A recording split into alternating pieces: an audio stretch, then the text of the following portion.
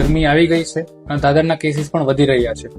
જો આટલી કાળજી નહીં રાખો તો દાદરની લાંબી સારવાર માટે તૈયાર રહેજો. તમારા દરરોજના બધા જ કપડાં ઇન્ક્લુડિંગ અંડરગાર્મેન્ટ્સ ગરમ પાણીમાં ધોવો, તડકે સૂકવો અને શક્ય હોય તો અંદર બહાર બંને સાઈડ ઇસ્ત્રી કરો.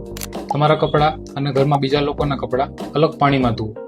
નાહ્યા પછીનું તમારો નેપકિન અને ટોવેલ અલગ રાખો. જ્યાં ઇન્ફેક્શન છે ત્યાં યુઝ કરવાનું નેપકિન અલગ, જ્યાં ઇન્ફેક્શન નથી ત્યાં યુઝ કરવાનો ટોવેલ અલગ. એ પણ ધોવાઈ જાય, સુકાઈ જાય, તપી જાય પછી જ બીજી વખત યુઝ કરો. ટાઈટ કપડાં અને ટાઈટ શૂઝ પહેરવાનું ટાળો. દરરોજ સોક્સ ચેન્જ કરો અને નેલ કટર જે ઇન્ફેક્ટેડ નેલ માટે યુઝ કર્યું છે તે અન્ય નેલ્સ માટે યુઝ ના કરો. દાદર એક ચેપી રોગ છે. જો તમારા કોઈ ફેમિલી મેમ્બર્સમાં પણ દાદર હોય તો તેમની પણ સાથે સારવાર કરવી જરૂરી છે, નહીતર તે ઇન્ફેક્શન વારંવાર ઘરની અંદર જ એકબીજાને લાગ્યા કરશે. દાદર માટે ઓવર ધ કાઉન્ટર ક્રીમ્સ એટલે કોઈ પણ મેડિકલ સ્ટોરમાંથી ડાયરેક્ટ લઈને ક્રીમ્સ ના લગાડો, જેમાં સ્ટીરોઇડ કન્ટેન્ટ હોવાથી ટેમ્પરરી તો તમને રિલીફ થઈ જશે પણ ઇન્ફેક્શન વધુ અંદર ડીપ સ્પ્રેડ થશે. દવા સ્ટાર્ટ કર્યા પછી ટેમ્પરરી રિલીફ આવે તેને મટી ગયો સમજીને દવા ના બંધ કરો. જેનો પૂરો કોર્સ કમ્પ્લીટ કરો જેથી દાદરને ક્યોર કરી શકાય.